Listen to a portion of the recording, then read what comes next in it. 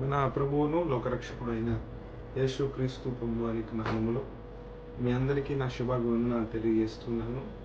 ఈ రోజున దేవుని వాక్యాన్ని కొద్ది నిమిషాలు మనం ధ్యానించుకుందాం. కీర్తన గ్రంథంలో నుండి 119వ కీర్తన 133వ వచనాన్ని ఈ రోజున మనం ధ్యానించుకుందాం. అక్కడ ఇలాగనో వ్రాయబడి ఉంది, నీ వాక్యమును బట్టి నా అడుగులు స్థిరపరచుము, ఏ పాపమును నన్ను ఏలనీయకుము అని రాయబడింది.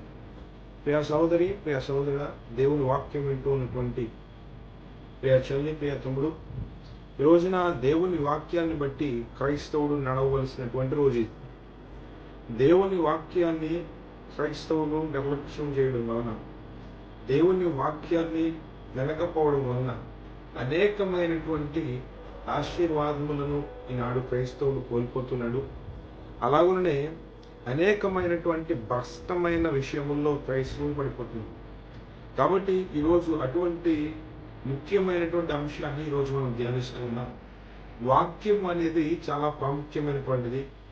వాక్యానికి ఎవరైతే ప్రాముఖ్యతనిస్తారో, ఎవరైతే వాక్య ప్రకారం అర్థాలను ఆశపడతారో, వారి జీవితాల్లో దేవుడు తన కృపను సమృద్ధిగా ఇస్తున్నాడు.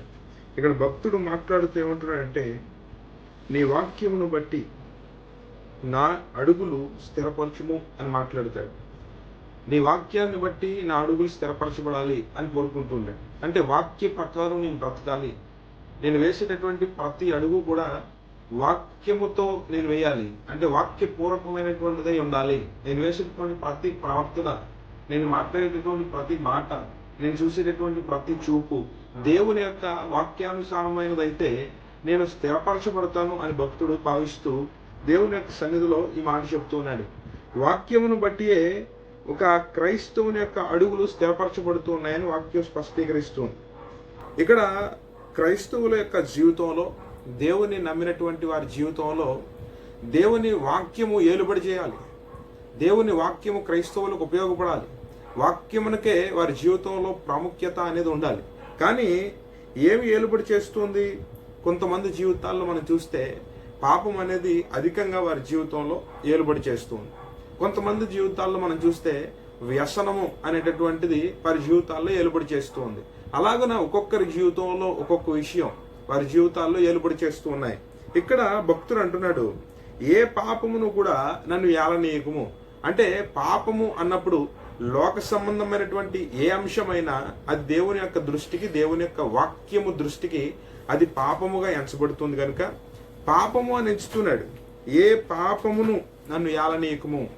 నీకు విరోధమైనటువంటిది ఏది కూడా, నీకు వ్యతిరేకమైనది ఏది కూడా నన్ను ఏలనివ్వకుండా నీ కృపను నాకు అనుగ్రహించు ప్రభువా అని భక్తుడు ప్రార్థన చేస్తున్నాడు. ఈనాడు ఎంతమంది ఇటువంటి ప్రార్థన చేస్తున్నారు?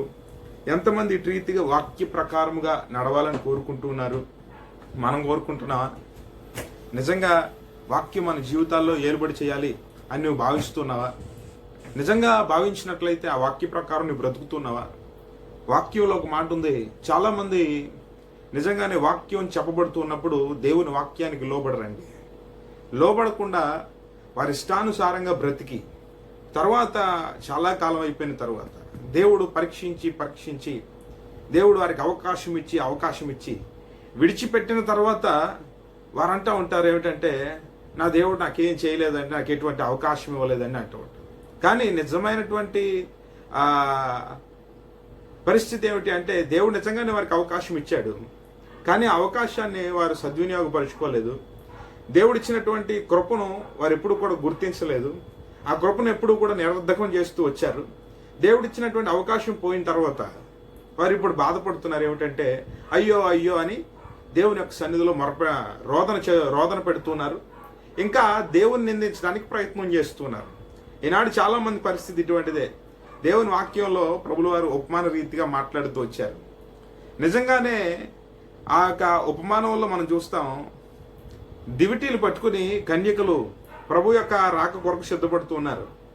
అప్పుడు సిద్ధపడినటువంటి వారు కొంత సమయానికి చల్లారిపోయారు. సరైనటువంటి సిద్ధపాటులో వారు లేకుండా పోయారు. కొంతమంది అయితే వారి సిద్ధపాటును కాపాడుకుంటూ వచ్చారు. ఎప్పుడు ప్రభు వస్తాడా అని ఎదురు చూస్తూనే వచ్చారు. కొంతమంది ప్రభు వైపు చూడడం మానేశారు. కాబట్టి ప్రభు వచ్చే సమయాన్ని వారు కనుగొనలేకపోయారు. ఎవరైతే సిద్ధపడి ఉన్నారో, ఎవరైతే ప్రభు యొక్క మాటలను శ్రద్ధగా ఆలకించి, ఎవరైతే ప్రభు యొక్క భూరధ్వని ఎప్పుడు వినబడుతుందా అని కనిపెడుతున్నారో వారు దేవుని యొక్క అనుగ్రహాన్ని పొందుకోగలిగారు. ఈనాడు మనం కూడా క్రైస్తవులంగా ఉన్నప్పుడు ప్రభువారు ఆరోహణం అయిపోతూ చెప్పినటువంటి మాట ఏమిటి అంటే, నేను త్వరగా రానై ఉన్నాను. ఎవరైతే సిద్ధపడి ఉంటారో, ఎవరైతే నా కొరకు కనిపెడతారో వారు మాత్రమే నన్ను కనుగొనగలుగుతారు. నా యొక్క రాకను వారు తెలుసుకోగలుగుతారు. అప్పుడు మధ్యాకాశంలో దేవుని యొక్క భూరధ్వని వినబడినప్పుడు వారికి ఆ శబ్దం వినబడుతుంది. కనురెప్ప పాటున వారు ఆ మధ్యాకాశంలోనికి వెళ్ళిపోతారు. మిగిలిన వారు విడవబడతారని దేవుని వాక్యం చెప్తుంది. ప్రియ సహోదరి సహోదరుడు, నువ్వు సిద్ధపడాలి. ఈ రోజున వాక్యమును బట్టి నువ్వు స్థిరపరచబడాలి. ప్రతి అడుగు కూడా వాక్యపూర్వకమైనదై ఉండాలి. అటువంటి విధంగా నువ్వు నడిచినప్పుడు దేవుడు నిన్ను ఆశీర్వదిస్తాడు. ఇంకా ఆయన అంటున్నాడు, ఏ పాపము కూడా నీ జీవితంలో నీ నేలనివ్వకు. పాపము అనేది నీ జీవితంలో ఉండకుండా దాన్ని తుడిచివేయడానికి నువ్వు ప్రయత్నం చేయాలి. ఎప్పుడు కూడా పాపాన్ని నువ్వు అసహించుకోవడానికి నువ్వు ఇష్టపడాలి. అప్పుడు ఆ పాపము నీ జీవితంలో ఏలుబడి చేయకుండా దేవుని వాక్యము ఏలుబడి చేసేటటువంటి స్థితిలోనికి నువ్వు ఎదగలుగుతావు. అప్పుడు దేవుడిని ఆశీర్వదిస్తాడు. నిజంగా ఈ రోజున ఈ వాక్యాన్ని వింటున్నటువంటి ప్రతి సహోదరునికి, ఒక తోటి సహోదరునిగా నేను చెప్తున్నటువంటి విషయం ఏమిటి అంటే, వాక్యాన్ని బట్టి నీ అడుగులు స్థిరపరచబడాలి. అలాగే ఏ పాపము కూడా నీ జీవితంలో ఉండకూడదు. దేవుని వాక్యానికి నీవు అవకాశం ఇవ్వాలి. ఆ వాక్య ప్రకారం బ్రతకాలి. అప్పుడు దేవుని యొక్క అనుగ్రహాన్ని నీవు చూస్తావు. దేవుని యొక్క కృపను నువ్వు అనుభవించగలుగుతావు. దేవుని యొక్క ఆనందాన్ని నువ్వు పొందుకోగలుగుతావు. నిజంగా చాలామంది వాక్యంలో ఉన్నటువంటి ఆనందాన్ని తెలుసుకోకుండా బ్రతుకుతున్నారు. నిజమైనటువంటి ఆధ్యాత్మిక జీవితాలను జీవించకుండా భ్రష్టమైనటువంటి జీవితాలను జీవిస్తూ నష్టపోతున్నారు. కాబట్టి ఈ యొక్క కీర్తనల గ్రంథంలో 119వ కీర్తన 133వ వచనంలో చెప్పిన రీతిగా వాక్య ప్రకారము మన అడుగులను మనం వేద్దాం. ఎల్లప్పుడూ కూడా ప్రతి మాట, ప్రతి చూపు, ప్రతి విధానము వాక్య ప్రకారమై ఉండులాగున మనం చూసుకుందాం. ఇంకా ఏ పాపము కూడా మన జీవితంలో ఏలుబడి చేయకుండా దేవుని యొక్క వాక్యం పనిచేసేలాగున మనం ప్రయాసపడదాం. దేవుడు అటువంటి ఆశీర్వాదములను, అటువంటి దీవెనలను మీకు ఇచ్చి వాక్యంలో నిలకడగా మిమ్మల్ని నిలిపి నడిపించునుగాక. ఆమేన్. చిన్న ప్రార్థన చేద్దాం. మహాపరిశుద్ధుడా, సర్వోన్నతుడా, సర్వశక్తిమంతుడా, మిక్కిలి కృపా కనికరము కలిగినటువంటి మా దేవ, నీకు స్తోత్రములు. ఈనాటి రీతిగా నీ వాక్యమును ధ్యానించడానికి, నీ మాటను నీ బిడ్డలకు తెలియజేయడానికి మీరు ఇచ్చినటువంటి కృపను బట్టి నీకు స్తోత్రాలు. నీ బిడ్డలను మీరు ఆశీర్వదించండి, దీవించండి. ఈ వాక్యమును ఎందరైతే విన్నారో వారందరినీ కూడా మీరు దీవించండి. నీ వాక్య ప్రకారం జీవించడానికి సహాయం దయచేయండి తండ్రి. నీ వాక్యములో ఉన్నటువంటి ఆశీర్వాదమును ప్రతి ఒక్కరికి దయచేసి తండ్రి, ఎవరు కూడా ఈ లోక సంబంధంగా బ్రతకకుండా, పాపమునకు లోనవ్వకుండా, పాపమునకు వారి జీవితంలో చోటు ఇవ్వకుండా, నీ యొక్క వాక్యానికి చోటు ఇవ్వడానికి, చక్కటి జీవితాలను జీవించడానికి మీరు సహాయమును దయచేయాలి. ఈ వాక్యం అందరికీ ఆశీర్వాదకరంగా ఉంచమని యేసు క్రీస్తు మహాపరిశుద్ధ నామమున అడిగి వేడుకుని ప్రార్థన చేస్తున్నాం పరమ తండ్రి.